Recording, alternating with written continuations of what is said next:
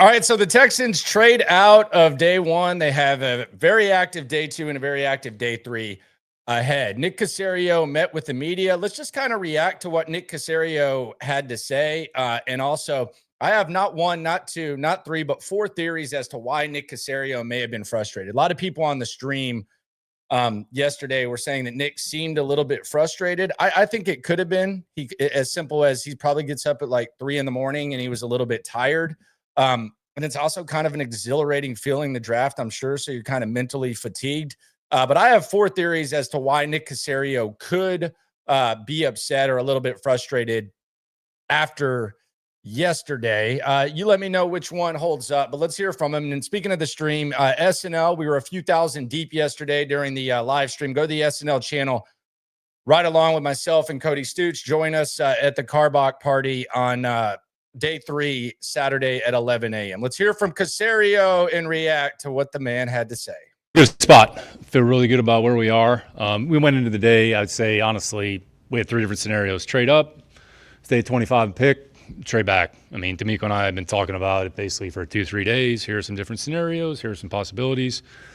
I don't want to say we talked to the whole league, but we probably talked to the whole league on every different level. So, there are some players that we identified, some were out of reach. Some, in the end, trades are a byproduct of teams willing to make a decision to move or not. So, we fell at 25. That was the best thing for us. Puts us in a pretty good spot. 2 2s, 3 3s, picked up another 3 next year. We'll deal with tomorrow. We think we're going to get some pretty good football players tomorrow. We felt like the value to draft was basically in the middle. So, we'll try to take advantage of our opportunities here tomorrow. Put ourselves in a pretty good position next year as well. 1, 2 2s, 2 3s, 2 4s. So, we've always talked about just creating as much flexibility and optionality for us as possible, and that's where we are. So, there's 2 more days of the draft that are left. We'll see how these next few days go. I'll try to, make good, smart decisions tomorrow. Trust our process, trust our evaluations. And then once we get through the draft, kind of flip the page and kind of go to the next phase. So we're going to get good football players. D'Amico and I feel really good about tomorrow. We'll kind of see what happens. All right. So theory number one, and this is kind of Captain Obvious theory. Theory number one, if there is frustration, is that they flat out didn't get who they wanted. Whether it was the Kelvin Banks theory, the potential trade up, whether it was Tyler Booker, whether it was Gray Zabel, whether it was Emeka Ibuka, whether it was Matthew Golden. Frustration theory number one, you put all this work in and you didn't get the player that you coveted the most in round one. Could have been someone that went right before him. But that's theory number one, and that would make the most sense. I do also want to make it clear it could just be as simple as he's tired as hell. And it was a long day. But let's hear some of the questions from Nick Caserio. I also have a theory about all of the noise about a potential trade up 45 with the Dallas Cowboys.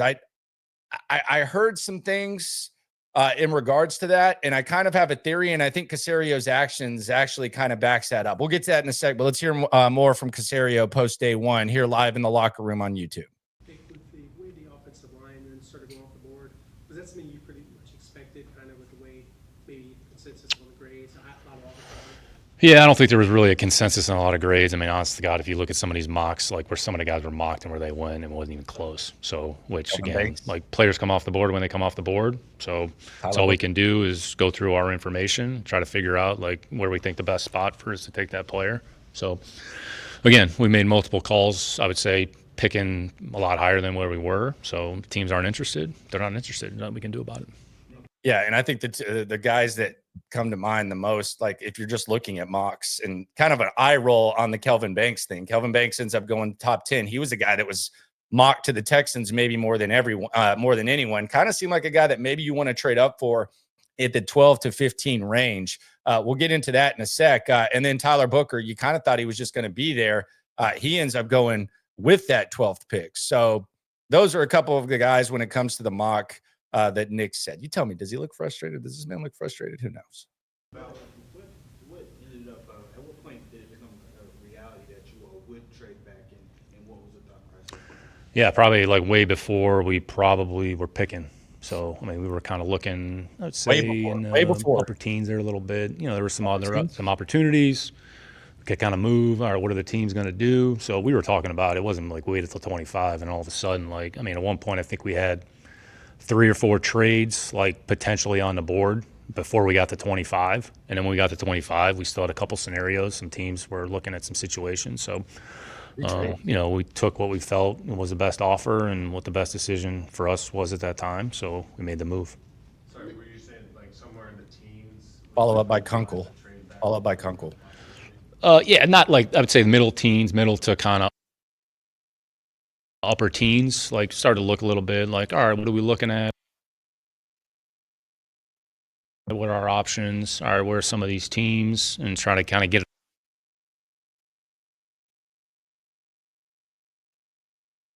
So he's talking about the middle and the upper teens. Now, I think 12 was kind of an area, but Nick Caserio, someone who doesn't give a lot of information. When Nick Caserio comes out and says, you know, by the time we got to the mid and upper teens, that's when we kind of knew.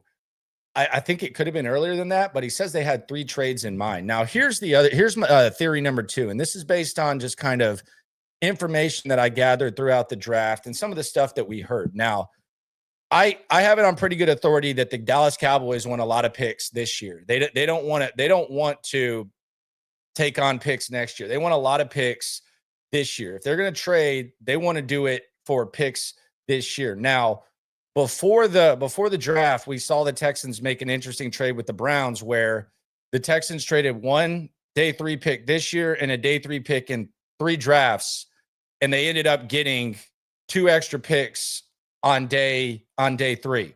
So the Texans are kind of showing that they want more picks this year, which kind of conflicts with where Dallas is. And I was told by someone that Dallas did not want to trade for picks next year. They wanted picks this year. And the actions that we saw from the Texans, they wanted to trade for picks this year as well. And they wanted to trade some of the extra ammunition they got in the Tunsil trade. So frustration theory number 2, and do with this what you want.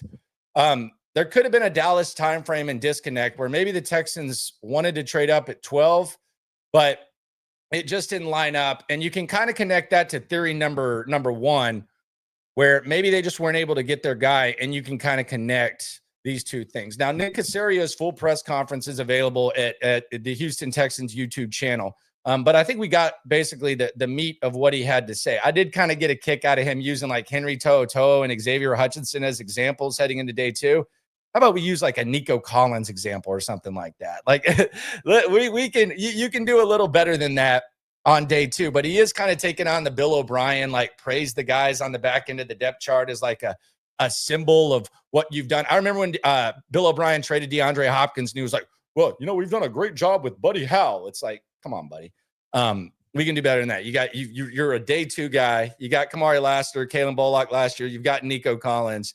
Let's aim a little bit higher than using a Henry To'oTo'o example. And I like Henry. I like what he brings to the table, but I don't think any Texans fans are sitting there that may or may not be frustrated after day 1 saying, oh, well, yeah, you know, the Henry To'oTo'o makes me feel a lot better. Frustration theory number 3 with Nick Caserio, what the Rams got from the Atlanta Falcons. The Rams got a first-round pick from Atlanta. Now, there wasn't really a quarterback tax with the Texans trade of the Giants trading back and the Giants trading up, but I think anyone in that situation, and we were live on the air, I was very pleased on the stream with the Texans trading back. And I thought the deal was fine. I didn't think it was crazy. But what happened is you saw Atlanta give what they gave. And then you start to wonder, well, could the Texans have gotten a first rounder next year? Now, we've already established that the Texans don't want picks next year. They want picks this year. But the other thing, and I think this is the other dangerous territory, is like when the previously mentioned Bill O'Brien gives Laramie Tunsil an outlandish contract that's like $5-6 million more than the market. That shouldn't be what the standard is for the market. Whenever you see like dumb teams like the Cleveland Browns, when you see the Cleveland Browns give Deshaun Watson the contract he gave, that doesn't mean that's where the quarterback market starts. So Atlanta has kind of functioned as a team that has no grasp of assets. They don't know what they're doing, and they're just reckless. So yeah, they gave up the first round. Maybe you wonder, did Nick Caserio get that call? Did Nick Caserio get that offer? Who knows? We will never know. But at the very least, I feel safe in saying that Cacerio, D'Amico, Nick Cayley, whoever was in that war room, after making that trade, when they saw that a first-round pick was traded, it at least got their attention and they raised their eyebrows a little bit. Maybe it was as simple as, man, in Atlanta is stupid, but they want picks this year. And Nick Caserio also said in this press conference, Jonathan Alexander of the Chronicle asked him, is there anyone that you considered at 25 that is available right now? He said, yes. Who the hell could that be? Could it be an O-lineman? Could it be a wide receiver? We'll have to see. We'll react on the stream whenever that does happen. Frustration theory number 4, and this one I think could hold up. The noise. Nick Caserio always has to take a drive-by at draft noise. He always has to say how stupid it is. He always has to talk about silly season. Now, with that said, he does mention mock drafts quite often for someone that talks about something that's so stupid. He does consume it a lot. Now, I consume a lot of stupid things, so maybe that's just one of Caserio's guilty pleasures that he doesn't want to admit. But he does hate noise. A lot of times there's a paranoia with him and D'Amico where they want to keep stuff in-house. They don't want information to be out there. They don't want reports. Hell, Christian Harris was day-to-day for damn near 5 months, 6 months, half a year last year. So they like to keep stuff in-house. The reports that were going out from Diana Rossini, very credible around here, and a lot of other ESPN types, it was pretty clear that they believe that the Texans were wanting to trade up. So maybe the combination of not being able to make a move, and Cacerio said he had 3 on the table, and the fact that there was all that noise out there to where everybody in the world knew that you wanted to move up. And by the way, those reports were confirmed by Nick Caserio himself. He just said that they had 3 trades. I don't know that he's happy that that information got out there. Now, the question is he the one putting it out there, or are other teams being a little bit loose-lipped? I think either way, there's probably a little bit of frustration from Nick as someone who likes to keep stuff close and also didn't execute his plan. So maybe he's frustrated that other organizations aren't as tight with information as him. Maybe he's frustrated that he just didn't get the move. Your guess is as good as mine, but I think between those 4 theories, we can find some ground as to why Nick Caserio was frustrated, or we can just charge it to fatigue. Appreciate y'all for coming through. Subscribe, like, right along. SNL, 4 o'clock every day, live stream, super stream today, part 2. And you know what you know how I feel about day 2. Day 2 is my favorite. And always remember, when it comes to this Texan stuff, we're all in it together. Appreciate y'all for coming through. Yeah. Yeah. It's the Locker Room on YouTube.